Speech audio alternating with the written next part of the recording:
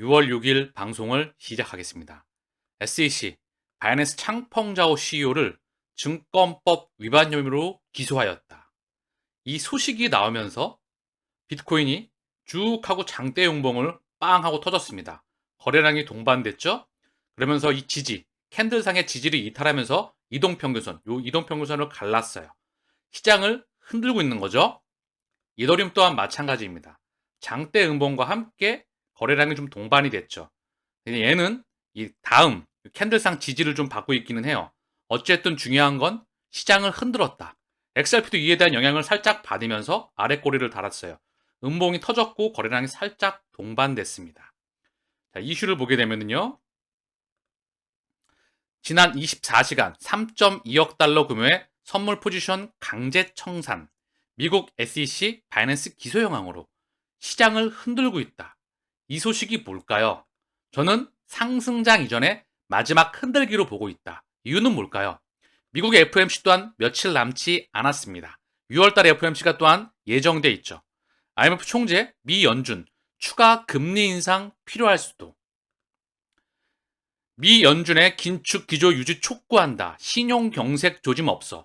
여러분들은 어떻게 생각하시나요? 이 말에 동의하시나요? 자, 코인 시장에서 시장을 흔들어 대고 있다. 연준의 긴축에 대해서 헷갈리는 신호를 보내고 있다. 주식시장에서도 더 갈까 떨어질까 헷갈리는 신호를 끊임없이 보내고 있다. 우크라이나 조용한 대반격 시작. 독일 전차, 미국 장갑차 앞장선다. 우크라이나 동남부 5개 전선에서 대대적인 공세, 진흙탕 굽고 서방 무기로 무장하였다. 러시아 네온까지 반격 최적 조건, 나토소 훈련한 기계화 부대 선봉, 양측 공세 결과엔 평가가 엇갈리고 있다. 러시아 측에선 자기가 이겼다. 우크라이나 측에선 자기가 이겼다. 결과가 좋다. 우크라이나 바흐무트 남부 수복하였다. 러시아는 모든 전선에서 우크라이나군을 격퇴하였다라는 소식이 나오고 있죠. 서로 엇갈리고 있는데 이 부분에 대해서 우크라이나 침공 소식까지, 우크라이나에서 러시아에 대한 반격 소식까지 전해지고 있다는 거죠. 근데 여기서 우리가 이 이면을 바라볼 수 있는 게 무엇일까요? 지금 무언가 이상하지 않습니까? SEC에서 창풍자에 대한 기소, 그리고 우크라이나에 대한 반격 밑에 또 나오고 있습니다. 한번 볼까요? 우리가 체킹해야 될 부분. 다만 우크라이나군의 약점으로 꼽히는 공중 전력을 봉합하는 데는 다소 시간이 걸릴 것으로 보인다. 우크라이나의 약점은 공중 전력이다. 서방이 우크라이나에 지원하기로 한 F-16 전투기는 가을이나 겨울이 돼야 투입이 가능할 전망이어서다. 이 말이 뜻하는 말은 뭘까요? 자, F-16을 볼까요?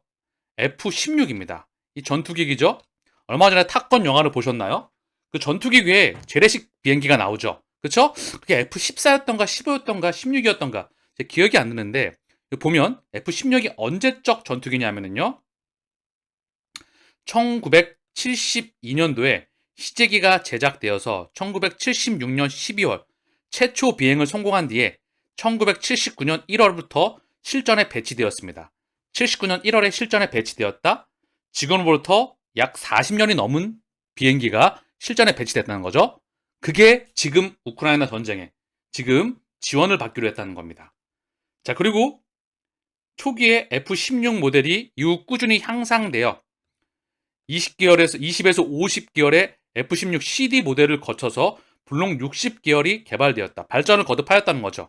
한국 공군은 1987년, 1994년 12월 이때 대한민국이 도입했던 이 부분이 나왔던 게 현재 우크라이나 전쟁에 지금 지원이 된다는 거죠.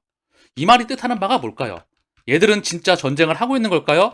아니면 쇼를 하고 있는 걸까요? 아니면 시간을 끌고 있는 걸까요? 인플레이션 작업을 하는 걸까요? 무엇일까요? 지금 왜 이 소식이 나올까요?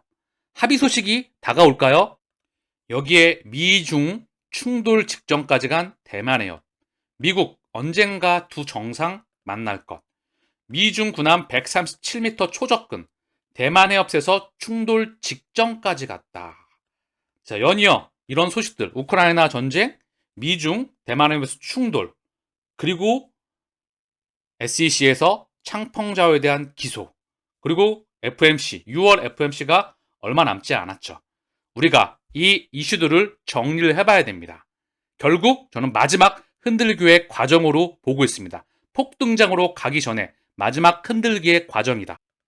JP모건에서 블록체인 플랫폼 사용 이후에 6개 인도 은행과 제휴한다. 정말 중요한 소식이 나오고 있죠? JP모건이 누구죠? 글로벌 금융 기득권의 최상부에 있는 핵심 기득권이죠. 여기서 블록체인 플랫폼을 사용하기 위해서 6개 인도 은행과 제휴한다. 인도 지역에 대해서 제가 지난 영상을 통해서 상당히 강조를 했었죠. 아도 리플이 이미 오래전부터 인프라를 확장해 왔다. 이미 이야기가 끝이 났다. 그 6개 은행이 어딜지 볼까요? 자, HDFC 은행, ICC 은행, 엑시스뱅크, 예스뱅크, 인더스인드뱅크, 그리고 JP모건의 자체 은행다리, 총 이 6개 은행입니다. 이 하나하나를 살펴볼까요?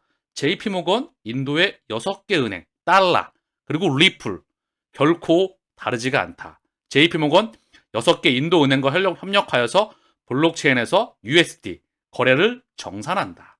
자, 하나씩 보겠습니다. 2018년 2월 27일 국경관 송금위에서 인더스인디드뱅크와 리플은 제휴하였다.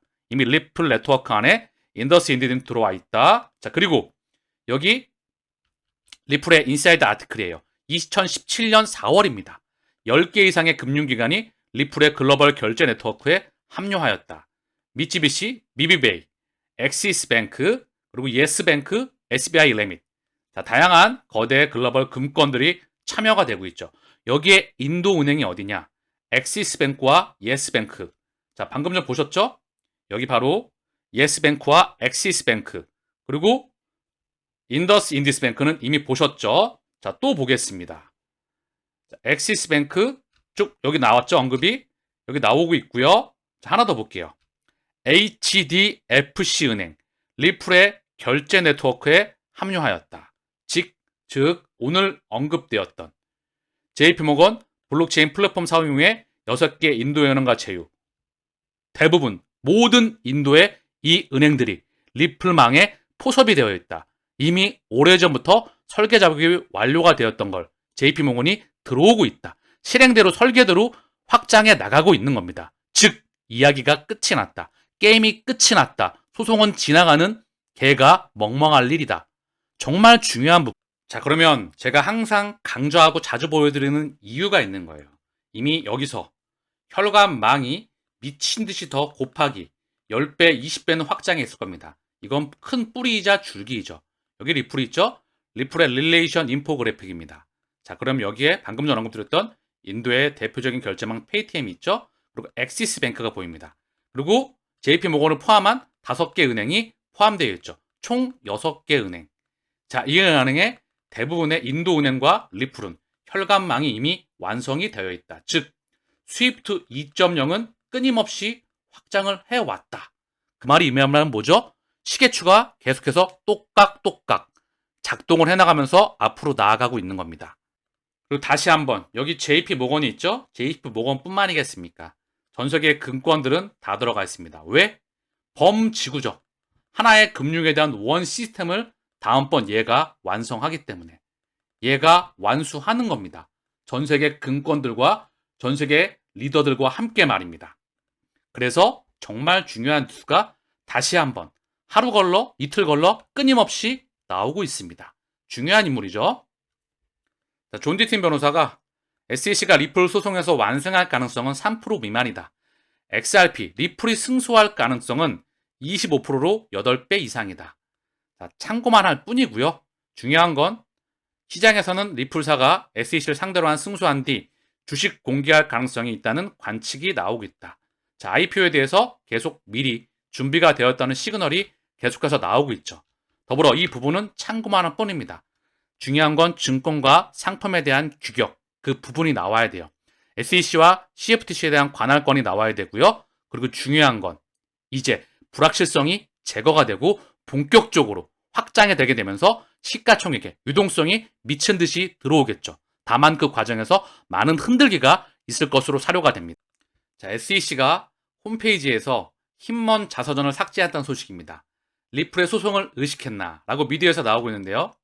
미국 증권거래위원회가 공식 홈페이지에서 힘먼 연설, 당사자 윌리엄 힘먼 전 기업금융과장의 자서전을 삭제했다. 홈페이지 확인 결과 페이지 자체는 존재하지만 텍스트는 제거된 상태이다. 현재 웹사이트에는 힘먼의 기업금융과장으로 재직했던 사실만 기재되어 있다. 2020년 12월은 SEC가 리플을 상대로 증권성 여부에 대해 처음으로 소송을 제기한 달이기도 하다. 힘먼의 자소송과 양력이 모습을 감춘 것을 두고 일각에서는 SEC가 힘먼을 손절한 것 아니냐, 이런 반응이 나오고 있다. 이미 손절 절차를 밟고 있다는 의견도 나왔다. SEC의 이런 움직임은 리플과의 소송 향방을 의식한 것이라는 분석이 지배적이다. 힘먼 연설이 현재 SEC가 리플을 포함한 가상자산에 대해 취하고 있는 기조와 정확히 반대되는 발언을 직접적으로 한 것으로 알려져 있기 때문이다. 자, 중요한 건 긍정적인 소식이 계속 나오고 있네요. 다만 참고만 할, 대한민국에서도 토큰 증권 활성화, 한국예탁결제원 사전 등록 심사 철회 등 규제 완화가 필요하다. STO 토큰 증권이 활성화되기 위해서는 한국예탁결제원의 사전 등록 심사 철회 및 투자 한도를 상향하는 등 규제 완화가 필요하다는 주장이 나왔다. 국회에서 5일 진행된 우리 기업의 힘이 되는 STO 토큰 증권 발행 더하기 유통 플러스 토론회에서 유관기관 관계자들과 기업 관계자들은 규제 완화를 촉구했다. 금융당국이 기존에 발표한 토큰 증권 발행 유통 규율 체계 정비 방안이 그대로 적용될 경우 규제가 과도할 수 있다는 우려에서이다. 자, 똑같은 부분인데요. 토큰 증권 조각 투자 넘어서 기업의 새 자금 조달 창구가 될 것이다.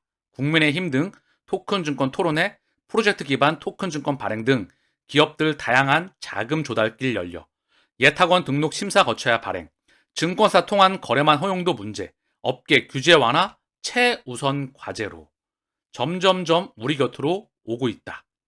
SK텔레콤에서 토큰 증권은 가상자산과 연결해야 폭발적인 성장을 한다. 김종승 SK텔레콤 웹 3.0 사업팀장이 국민의힘 토론회입니다. 거기에서 토큰 증권과 디지털 자산 시장이 연결될 때 시장이 폭발적으로 성장할 것으로 예상한다고 말했다. 토큰 증권을 활성화하려면 실질적인 수요가 필요한 상품을 발굴하고 시장 진입 비용을 최소화해야 된다. 또 한국은행이 검토 중인 CBDC나 실물 자산의 가치를 연동한 스테이블 코인 거래를 지원해야 된다. 점점점 규격과 그런 시그널이 나오고 있다. 물론 이 위에 뭐가 있을까요? 가장 먼저 리플과 SE의 소송이 향방과 규격이 나와야 되겠죠. 자, 영국 중앙은행 제외국민 CBDC 보유 허용 여부 대국민 의견을 수렴한다. 영국 중앙은행 영란은행이 CBDC 발행 관련 대국민 수렴 기한을 이달 30일까지로 연장한다. 의견 수렴 항목에 제외국민에 대한 CBDC 보유 허용 여부를 포함한다는 이유에서이다. 일각에서는 자국 시민이 다른 국가에 CBDC를 보유하도록 허용하면 통화 주권을 위협할 수 있다는 우려가 적지 않다. 현재 영국의 제외국민은 최소 500만 명 이상인 것으로 추산된다. 영국은 제외국민에도 CBDC 보유를 허용하는 것이 적절한지 국민의 의견을 구하고 있다. CBDC에 대해서 국민의 의견을 구하고 있다. 뭘까요? 온다는 거죠. 제외국민, 이 부분을 물어보고 있지만 결국 CBDC는 우리 곁으로 올 수밖에 없다. 그 시그널이 계속해서 땡겨오고 있다. 디지털 파운드, 디지털 유로 어소시에이션, 리플, 엑센추어, 스위프트는 하나입니다. 호주 중앙은행에서도 스테이블 코인 역할 커진다. 규제 마련 계획. 호주 중앙은행 RBI가 최근 디지털 자산 법안 관련 보고서를 발표하고 미래에는 스테이블 코인이 금융 시스템에서 더 두드러진 역할을 할 것. 이에 따라 투자자와 사용자의 안전을 보장할 수 있는 규제를 마련할 계획이다. 호주는 CBDC, 중앙은행 발행 디지털 화폐에 대한 연구에 적극적으로 참여하고 있다. 규제 마련 계획이다. 리플과 SEC 소송이 규격이 나와야 되는 그 이유이죠. XRP 레저가 뭘 만들죠? CBDC를 발행을 하죠. 스테이블 코인을 발행을 하죠. NFT를 발행을 합니다. 각종 토큰들과 코인들과 함께 리퀴디티 유동성 허브, 자동화 마켓 메이커를 기준으로 한 DEX. 이 다음 디지털 문명, 네 번째 4차 산업혁명의 바로 블록체인의 심장이 바로 XRP 레저입니다. 설계와 이야기는 게임은 끝이 나 있습니다. 그 목표를 완주하는 것은 우리의 몫일 뿐이죠. 자, 홀로라는 분의 트위터인데요. 6년 추세선이 상향 돌파되었습니다. 다음에 어떻게 됩니까? 리플 사례의 결과가 XRP에 대해 긍정적인 경우 이 차트가 새로운 최고점으로 폭발하는 것은 막을 수 있는 것은 없습니다. 자, 볼까요? 6년의 하락 추세입니다. 2018년, 2023년. 어쨌든 중요한 건 5년이 넘었죠. 이 하락 추세에 대한 돌파가 최근에 나왔다. 봉 하나가 보이는 것 같아요. 여기 보면 확대가 안 되는데 지금 봉이 하나 나온 것 같아요. 돌파가 된 것 같습니다. 그래서 요 체크해놨죠? 이 봉을 돌파를 했어요. 그래서 이제 6년 이 추세선을 돌파가 나왔다. 그동안 돌파할 것 같다 돌파를 못했는데 돌파가 나왔다. 제가 어제도 좀 비슷하게 언급을 드렸죠? SEC와의 소송에 대한 방향성이 나오면 새로운 고점, 끝이 없죠? 꼭지점이 열리게 되면 그 끝은 없습니다. 어디까지 갈지 그 누구도 예측을 할 수가 없다는 거죠. 자, 고로 현재 톱니바크의 아구가 맞아야 되겠죠. 시장을 마지막으로 흔들고서로 사료가 됩니다. 6월 FOMC 회의 그리고 우크라이나 전쟁 요게 합의가 시장을 가를 메가 폭탄이 되겠죠. 더불어 뭐죠? 가상자산의 자체 이슈는 리플과 SEC 소송, 비트코인 현물 ETF 이런 이슈들이 터지게 되면 미칠 듯이 자금이 그동안 눌려있던 게 터집니다. 다만 2024년은 대비를 해야 되겠죠. 퍼펙트 스톰을 말입니다. 새로운 판이 깔려지기 위해선 상고의 고통이 필요. 자, 리플의 CTO인 데이빗 슈왈츠이죠. 리플 CTO 신우, XRP 블러시 서지, 새로운 랠리가 시작되었습니까? 자, 그러면서 본인의 트위터에 이런 사진 한 장과 함께 몇 가지 글을 남겨놨습니다. 리플 CTO인 데이빗 슈왈츠는 트윗에서 암호화폐 XRP가 이륙할 준비가 되었습니다. 그는 큰 로켓 붐 거품 송풍기인 69 홀즈 버블의 사진을 트윗하고 질문을 제기했습니다. 자, 미디어에서 이렇게 해석을 하고 있는 거죠. 자, 이렇게 버블, 거품이 나오겠죠? 그리고 미디어에서는 현재 XRP가 이륙할 준비가 되었습니다. 라고 언급을 하고 있지만 이런 거는 그냥 참고만 할 뿐입니다. 데이빗 슈왈츠의 트윗이에요. 훌륭한 장난감이지만 포장 결정에 대해 몇 가지 질문이 있습니다. 자, 미디어는 그런데 불러시 XRP 볼리시 서지 새로운 랠리가 시작되었습니까? 이렇게 해석을 긍정적으로 하고 있다는 거죠. 저는 그냥 이런 부분이 나오면 참고만 합니다. 어떤 XRP 아미를 비롯한 그동안 워낙 많이 눌려 있었죠. 그리고 중요한 건 그 소송에 대한 방향성이 나올 때가 이제 점점점 시계추가 촉각촉각 다가오고 있다는 것 뿐이죠. SEC 게리 겐슬러는 국가적 망신, 감옥에 보내야. 암호화폐 전문 매체 블록웍스가 SEC 위원장을 구속해서 감옥에 보내야 한다는 의견 기사를 쓰고 이를 트윗했다. 자, 이 사람 사실 얼굴마담 아닐까요? 중요한 건 이 뒤에 그들이 설계를 하고 에너지의 파동과 함께 시계추를 다 조절하고 있을 거라 생각을 합니다. 소송, 단기적인 이슈에 불과하다. 이미 장기적인 결과물과 그 그림은 나와 있다. 저는 그리 개인적으로 확신을 합니다. 4월 유로존 생산자 물가가 전월 비교해서 3.2% 떨어졌습니다. 7개월째 하락한다. 자, 이게 중요한 시그널입니다. 물가가 그동안에 물가를 급등시켰던 거는 코로나 팬데믹과 우크라이나 전쟁이었죠. 코로나 팬데믹 이전에는 미국에서 물가 상승률 2%를 맞추기가 하늘의 별따기였어요. 연준이 금리를 급하게 올리고 싶어도 이 2%가 올라가지 못해서 0.25% 베이비 스텝을 단행했습니다. 그러나 코로나 이후에 중국이 봉쇄가 되고 전 세계 글로벌 공급망이 잠기게 되었죠. 여기에 우크라이나 전쟁이 더해지게 되면서 바로 소비자 물가 상승률이 9%를 넘어갔다는 거죠. 천문학적인 물가 상승과 함께 연준은 미칠 듯한 자이언트 스텝을 베이비 스텝, 빅 스텝을 넘어선 자이언트 스텝 1년 만에 5%에 육박하는 천문학적인 금리를 올려버렸습니다. 1970년대 폴 벌커, 인플레 파이터에 비견되는 미칠 듯한 금리 인상이었죠. 그거를 중단하는 겁니다. 그리고 마지막 흔들기가 진행되고 있다. 저는 그렇게 보고 있습니다. 2023년도 하반기는 폭등장이 와야 아구가 맞습니다. 자, 퍼펙트 스톰 이전에 마지막 피날레가 주식과 코인 시장에서 드러나야 되거든요. 그래야 그게 톱니바퀴가 돌아갑니다. 제 기준으로 말입니다. JP 모건 세계 경제에서 탈달러 징후 확산하고 있다.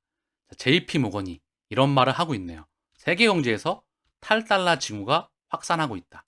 JP모건 분석가들은 달러화 해체 일부 징후가 나타나고 있다. 달러가 큰 비중을 유지하더라도 이러한 추세는 지속될 가능성이 높다. 미국이 러시아 외환 보유의 상당 부분을 동결한 후 우크라이나 전쟁이 시작된 이후 브릭스 국가들과 다른 주요 상품 수출국들이 달러의 영향력을 줄이는 노력을 기울이고 있다. 사우디아라비아와 중국이 중국산 원유 판매를 위안화로 해결하기 위한 협상을 시작했다. 브라질과 중국은 양국 간 일부 무역에 대한 위안화 청산 협정 단계적 이행을 발표했다. 중국과 러시아도 현재 상당 부분 위안화 거래를 하고 있다. 자, 그러면서 러시아 로스뱅크 국경 간 결제에 위한 암호화폐 결제 솔루션 출시하였다. 첫 은행이다. 러시아 로스뱅크가 고객에게 국제 결제에서 암호화폐를 사용할 수 있는 수단을 제공하는 최초의 러시아 대형 은행이 되었다고 비트코인닷컴이 보도하였다.